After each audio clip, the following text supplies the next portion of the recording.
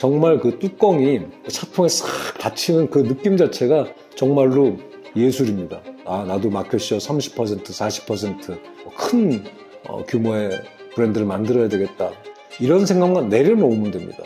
안녕하세요. 미스터 굿비입니다. 저는 왜 작은 브랜드 이야기를 할까요?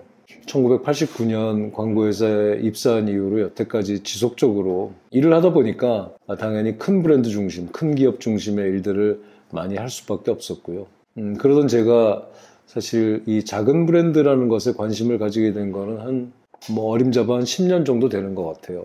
왜 그랬냐면은 시장의 분위기가 굉장히 사뭇 달라지고 있더라고요. 그 요인을 두 가지 측면에서 좀 볼 수 있을 것 같은데, 처음에는 그 공급자 측면에서, 즉 제품이나 서비스를 개발해서 시장에 들어오는 사람들 입장에서 우리가 한번 바라보자면, 예전에는 우리가 생산의 3요소가 토지, 자본, 노동력 이런 얘기를 하잖아요. 그러니까 예전에는 그런 게 없으면은 이 시장에 뛰어들 수가 없었어요.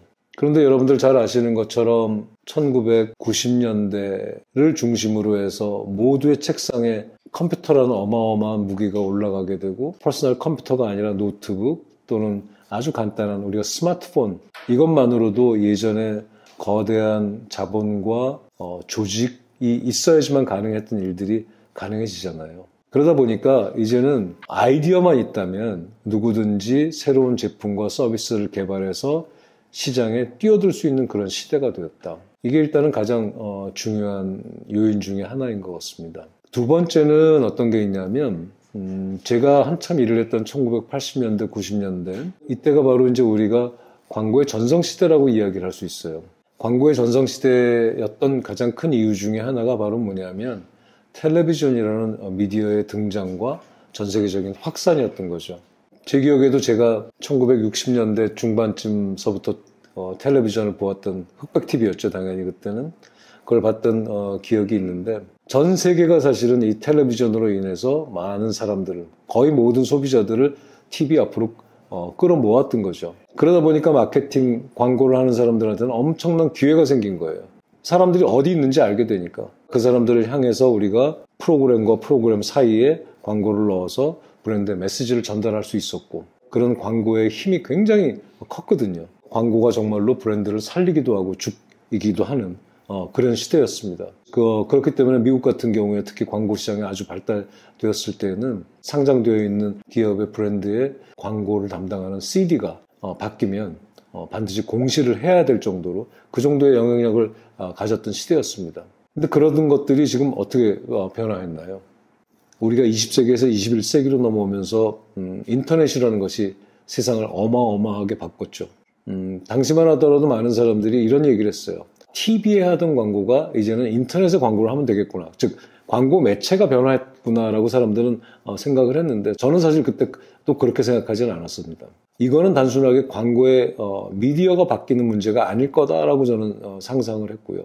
결국은 제가 상상했던 것이 어느 정도 맞아떨어져서, 인터넷은 더 이상 광고의 미디어가 아니라 사람들이 자신들이 경험했던 것, 자신들이 알고 있는 것, 자신들이 쓰고 있는 것들을 빠른 시간에 공유하고, 그걸 가지고 사람들이 리뷰를 하고, 이렇게 돼서 브랜드에 대한 평판이 결정이 되는. 그러다 보니까 20세기, 1980년대, 특히 90년대에 브랜드를 좌지우지했던 TV라는 거는 점점 그 영향력이, 신문은 말할 것도 없고요. 그 영향력이 위축되었고 지금도 계속 위축되고 있는 중입니다. 반면에 인터넷이라는 것을 통해서 많은 사람들이 제품이나 서비스를 경험을 해보고 공유하고 평가에 반영되고 하면서 어떤 일이 벌어지냐면, 광고보다는 실제로 그 제품이나 서비스가 가지고 있는 본질이 소비자들에게 어떻게 받아들여지는가, 이게 훨씬 더 중요해졌다는 거거든요. 결국은 광고를 몇십억씩 들여서 몇백억씩 들여서 광고를 할 돈이 없더라도 제품과 서비스의 본질이 뛰어나다면 시장에서 충분히 성공할 수 있는 틈새가 마련되었다는 겁니다. 제가 어디 가서 그런 이야기를 해요. 21세기 들어서, 즉 2000년 넘어서 스타벅스나 구글이나 테슬라나 이런 정도의 브랜드들 이외에, 마치 예전에 우리가 20세기에 코카콜라나 나이키나 코닥필름, 후지필름 이런 것들이 전 세계적으로 유명한 브랜드가 되었던 것처럼, 지금 그런 소비재 중에서 전 세계를 휩쓸고 있는 브랜드가 새로 태어났는지 한번 우리 생각을 해보자고요. 물론 있겠죠. 하지만 당장 머릿속에 떠오를 정도의 그런 브랜드들이 없는 것이 현실입니다. 그렇기 때문에 점점 작은 브랜드들에게 좋은 기회가 계속 열리고 있는 거죠. 두 번째는 우리가 이것을 소비자 측면에서 또 바라볼 수가 있어요. 무슨 얘기냐면 물론 1970년대에 살아있던 소비자와 지금 현재 2024년을 살아가는 소비자들은 같은 사람이 아닐 수 있죠. 하지만 이 사람들이 결국 이 소비시장 내에서 수많은 경험들을 직접 하고 간접 경험들이 전수되면서 어떤 일이 벌어지냐면 우리가 그렇잖아요. 맛있는 걸 점점 먹어보면 먹어볼수록 우리 입의 수준이 올라가고 좋은 음악을 들으면 우리 귀의 수준이 올라가는 것처럼 사람들의 수준 자체가 점점점 올라갈 수밖에 없어요. 그래서 저는 이걸 뭐라고 얘기하냐면 소비 지능과 소비 감성이 고도화된다. 이렇게 얘기를 합니다. 그러다 보니까 시장 자체가 굉장히 잘게 나뉘어집니다. 제가 처음에 술을 마시던 시절만 하더라도 맥주의 종류는 우리나라에 크게 두 종류밖에 없었거든요. 그런데 지금 맥주의 종류가 얼만큼 있어요? 수십 가지잖아요. 제가 다 안 세봤습니다만 100가지도 넘겠죠, 당연히. 브랜드가 두 개밖에 없던 시절에는 마켓 시어를 누군가가 50% 이상을 가지면 1등이고 그 이하가 되면 2등이었던 시절이었는데 지금 그렇지 않은 거죠. 만약에 우리가 맥주의 종류가 50개라고 쳐보면 2%의 마켓 시어만 가져도 성공하는 거잖아요. 점점 시장이 좁아지고 잘게 쪼개지고 있기 때문에 작은 브랜드한테는 훨씬 더 기회가 있는 겁니다. 이걸 거꾸로 얘기하면 큰 브랜드는 그렇게 큰 돈을 들여서 큰 자본을 들여서 엄청난 조직을 이용해서 브랜드를 만들고 마케팅을 하는데 마켓시어가 2%다? 이거는 더 이상 존속할 수 있는 명분이 사라지게 되는 거죠. 하지만 작은 브랜드는 충분히 가능하다는 겁니다. 세분화될 뿐만 아니라 점점 전문화되고 고도화될 수밖에 없어요. 점점 더 맛있는 거, 조금 더 커피 중에서도 더 전문성이 있는 것들, 국내에서도 조금 더 강력한 엣지가 있는 특성을 가진 제품들을 찾게 되는 거죠. 이러니까 작은 브랜드에게는 기회가 점점 열릴 수밖에 없는 겁니다. 제가 얼마 전에 일본 여행을 했었는데요. 교토에 다녀왔습니다. 여러 가지 교토에 갔던 이유가 있긴 하지만은 제가 제일 처음 2022년 이것은 작은 브랜드를 위한 책이라는 것을 냈을 때 사례 중에 하나가 교토에 있는 가이카도라는 차통을 만드는 브랜드 이야기였습니다. 이 집은 1875년에 창업을 해서 6대째 지금 쭉 그 가업을 물려받아서 차통만을 만듭니다.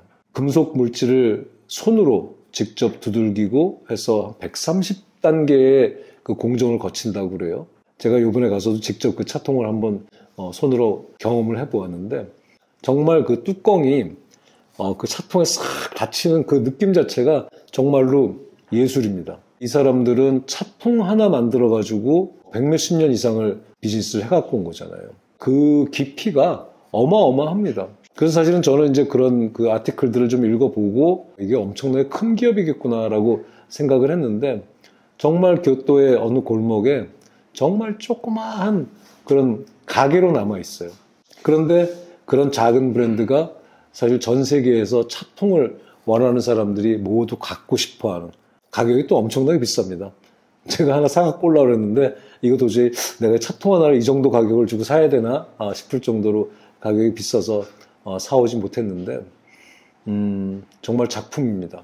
즉 이러다 보니까 작은 브랜드에게는 어떤 기회가 열리는 거냐면 큰 기업, 큰 브랜드는 어쩔 수 없이 규모의 성장을 할 수밖에 없습니다. 크기의 성장을 할 수밖에 없어요. 그런데 작은 브랜드는 조금만 생각을 바꾸면 여태까지 큰 브랜드들이 했던 것처럼 나도 마켓시어 30%, 40% 큰 규모의 브랜드를 만들어야 되겠다. 이런 생각만 내려놓으면 됩니다. 카이카도의 매출이 얼마인지 모릅니다. 하지만 제가 알고 있는 건 분명한 것은 전 세계에서 차통하면 이 브랜드가 최고인 거죠. 최고의 영향력을 가지게 된 거예요. 결국 크기의 성장이 아니라 깊이의 성장을 하기에 작은 브랜드만큼 적당한 것은 없다. 이게 바로 제가 작은 브랜드를 이야기하는 이유입니다. 미스터 굿비였습니다.